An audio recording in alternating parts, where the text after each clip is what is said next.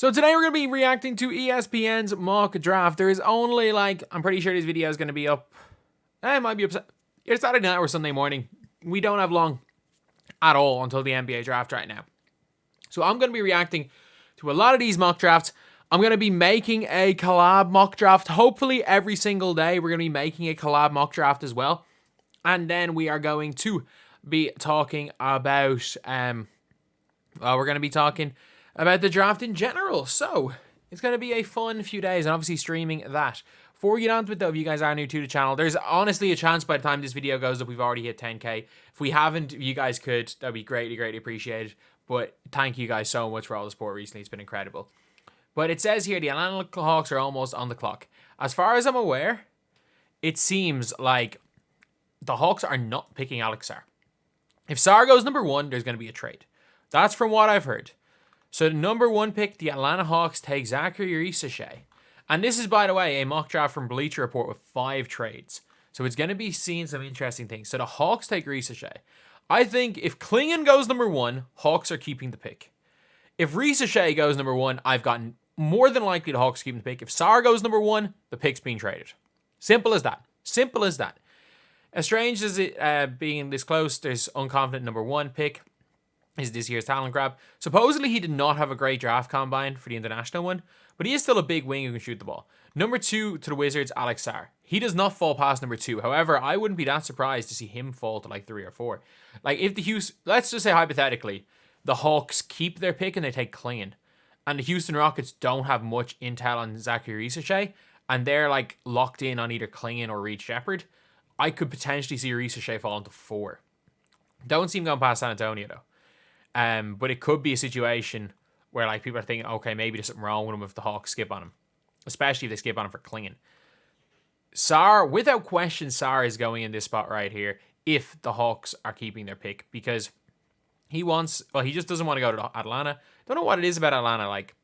Same agent as Luka, and Luka's agent didn't want him going to Atlanta either. But I don't like when a player doesn't specifically want to be drafted number 1. Because I'm is it a pressure issue? I get it, it's Atlanta. But still, though, maybe it's a pressure issue.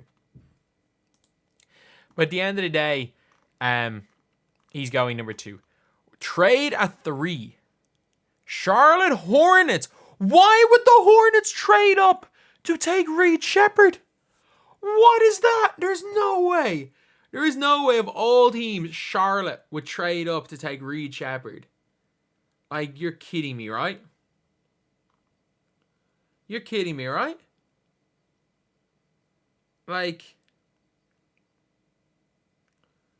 There's no way.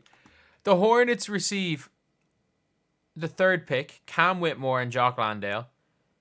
Okay, this trade makes a little bit more sense then. I think if they go to number 3, they're not taking Reed Shepherd though. I think they'll probably find a way to package this 3 to a team that wants it. I don't think they're going to take Reed Shepherd at 3, especially for Charlotte. But the Houston Rockets get Ingram, and the Pelicans get Jayshawn Tate, the 6th pick, the 44 pick, and Miles Bridges. If that is a haul for Brandon Ingram. That is an absolute haul for Brandon Ingram. And then with that 44th pick, you can potentially get an Adam Bonner, who's just going to be that freaky athletic guy at the 5. That is if this trade happens, it's a hell of a trade. For giving up Ingram, you get Miles Bridges. And look, I don't know whether or not Miles Bridges should be playing in the league, but he is. So we got to just talk purely basketball. He's a hell of a player. Jayshawn Tate's not a bad player to get either. And then when it comes to the Hornets, what are they giving up? Miles Bridges, who they're going to lose anyway. And the 6th pick? For the 3rd pick, Cam Whitmore? Okay. I still don't think they take Reed Shepherd.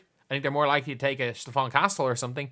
But I like that. Or maybe you can trade Mark Williams for something and you can take Donovan Klingon there. But not the big fan. Memphis Grizzlies trade up to take Donovan Klingon. I don't hate it. The Grizzlies receive the number 4 pick in Keldon Johnson. The Spurs receive Marcus Smart, Zaire Smith, Or sorry, Zaire Williams, not Zaire Smith. Zaire Smith's out of the league. Number 9 pick, number 39 pick, and a 2025 second round pick. I like this trade for San Antonio, especially if the player you're like keying in on is like let's just say you're keying in on like a Devin Carter. You're keying in on him, or you're just banking on taking Nikola. You want Nikola Topic no matter what, and you know he's going to be there at 9. I like this trade for San Antonio because obviously they really want Klingon. If I'm Memphis, I wouldn't give up all this. To be honest. I think it's a lot. Because again, you're also giving the Spurs a potential chance at a Nikola Jurisic. Or if, look, they want to just get a French guy in to appease Wemby at a Melvin Ajinka with that 39 pick. So I think this could be this is a good trade for both teams. If this is the offer, I'm taking it from San Antonio. Because you're trying to get off Keldon Johnson anyway. I probably would take that, to be honest. And he's probably the best player for the Grizzlies to take unless they want to take a punt on Kel'el Ware. Detroit Pistons taking Matas Buzelis. They're going to take Matas Buzelis. Like, that is a given. Like, he is a guy that has a lot of potential. He is near, like, endless potential in this draft. And I will say that it is just a complete given that he goes. Especially because there is... I'm pretty sure there's a relationship between him and the guy making the decisions at that team. Stephon Castle. The New York Knicks get Stephon Castle. I like Stephon Castle to the Knicks. I don't like Stephon Castle to the Knicks in a way because he wants to play point guard and Jalen Brunson plays there. You know what? Maybe he can play as de facto point guard and Brunson play as the main scorer. Be like what Marcus Smart was at times or Avery Bradley was at times with Isaiah Thomas. You know what? I like Castle as a player there. Mitchell Robinson, the 24th pick, which means you can still take Ryan Dunn, who I think is the perfect pick for them, for the number 6th pick on Larry Nance Jr.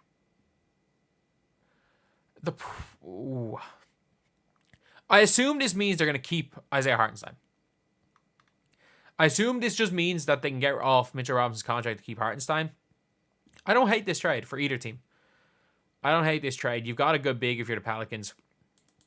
And in this year's draft, you can probably get something good at 24. Portland Trail Blazers like Cody Williams. I don't mind that pick for them, to be honest. I think he's a good wing. He's got a bit of length and small sample size, but shot the ball pretty well, I guess. Dalton Connect to San Antonio. They got 8 and 9. So, it doesn't really matter whether 8th or 9th pick is their center or is their point guard. You got to take a point guard. I don't mind Dalton Connect to the Spurs. But it's like, you've kind of got... You don't have much size with Connect and Devin Vassell at your 2-3. So, you really do need to get a bigger point guard then if you're going to run the two of them. And the Chicago Bulls... Wait, so that you have the Spurs trading down their 9th pick as well? The number 11th pick... Oh! What? They're going in the lottery. A lottery protected pick. Surely, like, why would you trade down at 11 when the Devin Carter... Unless, again, you are dead set on taking Nikola Topic. Unless you are dead set on taking Nikola Topic, why would you make this trade? And I think every trade for San Antonio should be conditional on Topic being there. That's the only excuse that I could see of them making this trade and getting off Devin Carter. They have an opening spot for a backcourt glue guy. Why would the Bulls take a guard? They just got Josh Giddey. Like, you've got Ayo Dosunmu, you've got Josh Giddey, you've got Kobe White. Why would you draft a point guard? Why would you take a point guard? Just go and break it up and take Salone. Utah Jazz. You know, actually, Ron Holland to the Bulls is a good pick. I like Ron Holland to the Jazz. I like Ron Holland in general. Like, he could legitimately go outside the lottery, or he could go... Like, if Ron Holland goes 4, it wouldn't surprise me that much. He is a really good athlete. Like, doesn't have a chance to go 1, but he could be pretty good. Rob Dillingham, the Spurs. I don't like Rob Dillingham to the Spurs. I don't hate it because Victor's there. If Victor wasn't there, I would hate it. I don't hate it that much.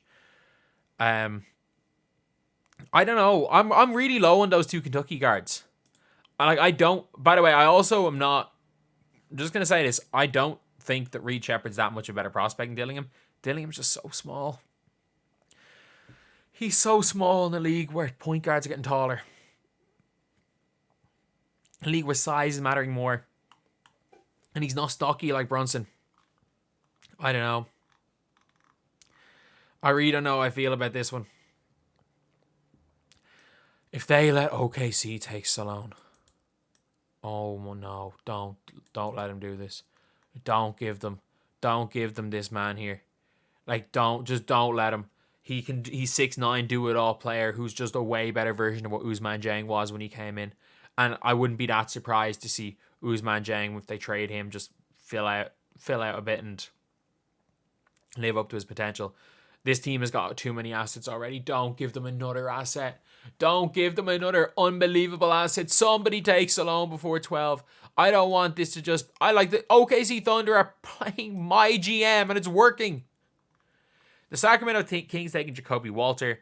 If Jared McCain's on the board, they're going to take Jared McCain. Like, why would you... They need a shot creator to replace Malik Monk. And why would they take a 3-and-D player when they need a shot creator? I don't know. Keyshawn George is a long shooter. You can't go wrong. You just can't go wrong with a shooter with length. Miami Heat taking Nikola Topic. This is a pick where if Miami can get Topic, that is scary down the line. Like, look, he's not going to play next season. The Miami Heat aren't going to be particularly good next season. Jimmy Butler's kind of on the way out. You've got a nice playmaker in Topic in one of the best teams in the NBA for development. This could be a fantastic pick. This is a guy who was projected to go as high as 2 in a lot of mock drafts as early as like a month ago. But still, that is not bad. The Sixers taking Tristan Silva. Look, if they're trying to win now, he is one of the better win now players in this draft. Zach Edey to the Lakers. I just don't like the Lakers. I think the Lakers do a horrible job at developing rookies, with Austin Reeves being an exception.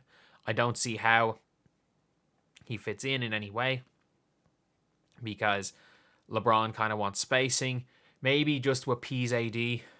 But, like, to be fair, this is a team that started Jackson Hayes the 5 at times, so you never know. He might end up starting for the Lakers.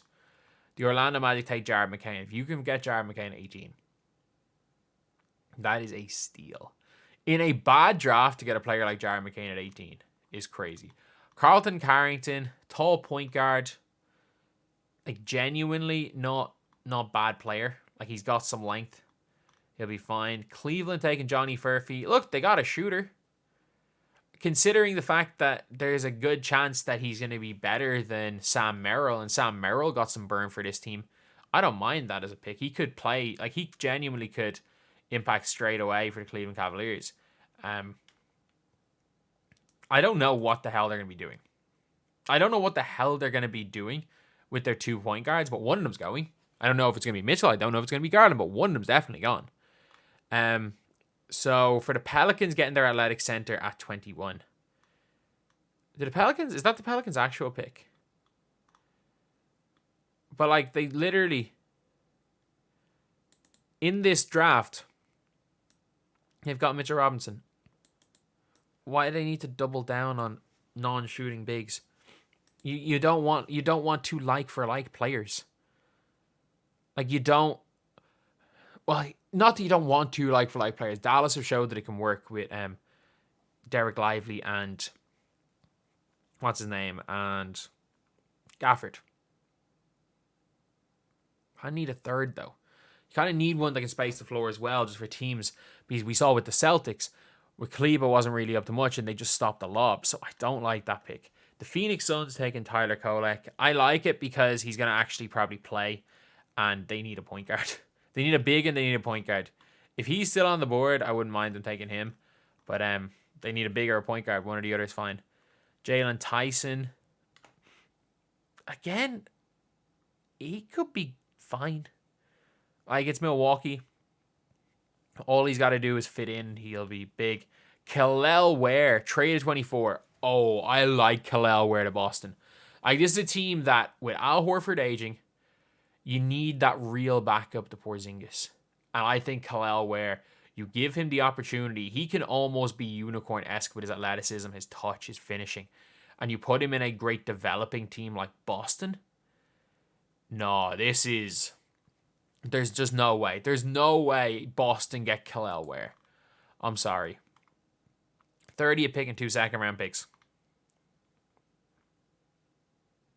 There's no way. Like, I love everybody trading their picks and trading them again. Like, New Orleans get this pick from New York, and they trade it again. But if Boston can somehow end up with Khalil Ware, oh dear Lord. Oh dear Lord, they're gonna be even more scary next year. Like, this is one I'm so high on Ware. Like, I've got Ware as a top 10 talent in this draft. If you can get him at 24. You got Darren Holmes. Again, I don't see the Knicks passing him Ryan Dunn here. I don't. I think he's the perfect fit for them. But the Wizards getting Isaiah Collier. He's all the way into 26.